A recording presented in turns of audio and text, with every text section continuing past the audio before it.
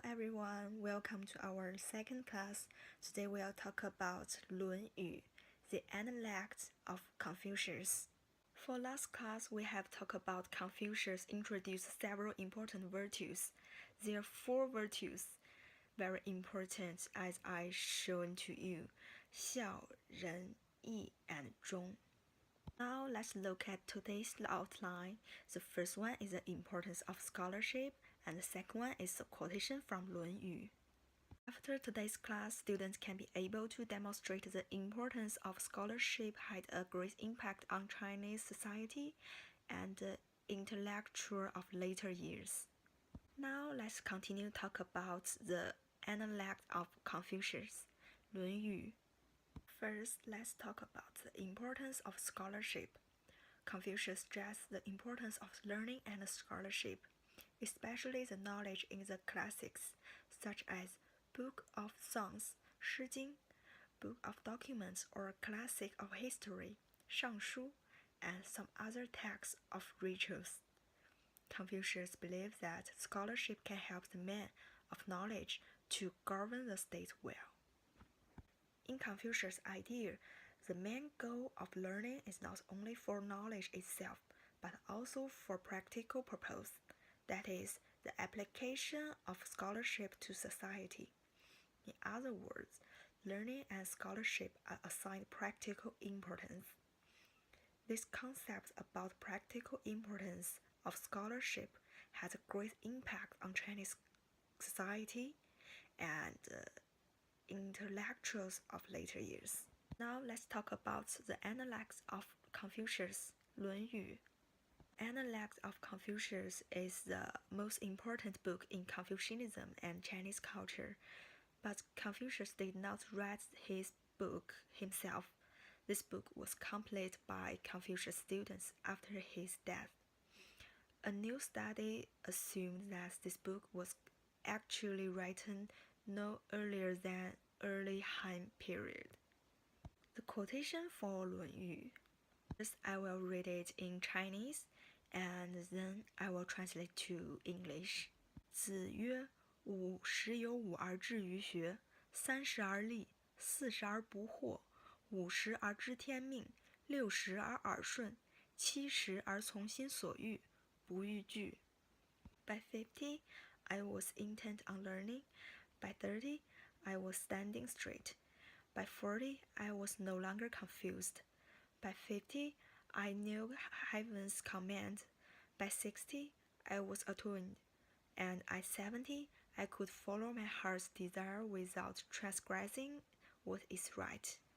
For the first sentence, by 15, I was intent on learning. For this sentence, it does not mean that Confucius started to learn at very late age, nor that Confucius had a learning problem. It tells that Confucius decided to devote to learning and scholarship at the age of 15. Deciding to devote to scholarship is like deciding to go to graduate school. The second sentence, by 30, I was standing straight. And it tells that Confucius established his scholarship and thought at the age of 30.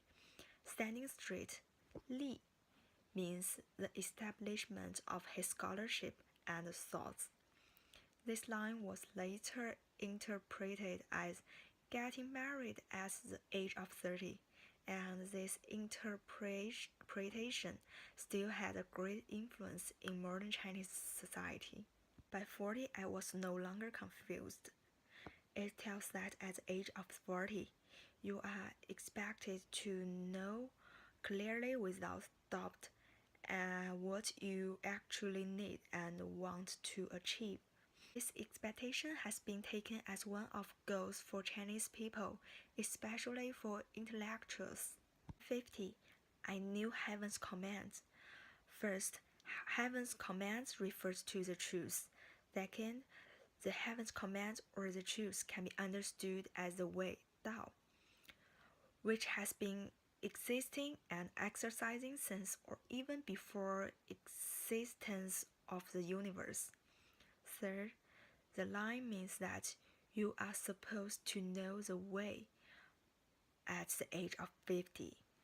60, I was attuned. Attuned, 耳顺, means not being confused by whatever you hear. This line suggests that once you know the heaven's command, and after some more years of virtuous cultivation, you will no longer be confused by whatever you hear, and your mind can reach the highest level of peace. At 70, I could follow my heart's desire without transgressing what is right. So it means that once your mind reaches the highest level of peace, and after you continue cultivating your virtues for years, your behaviors can be always correct. And for the conclusion of this quotation of the Analects of Confucius, it is almost impossible for any person to become a sage. Now let's look at the second quotation. 见贤思齐，见不贤，内自省. When you meet someone wise, think about becoming his equal. When you meet someone inferior, reflect on yourself. Quotation talks about how Confucius cultivates his virtues through observing other people's behavior, and it suggests that learning from other people and reflection in your mind are two important ways of virtue cultivations. Now we have finished our second class. For next class, we will talk about the Mencius and his philosophical idea. Thanks for your participating and see you next class.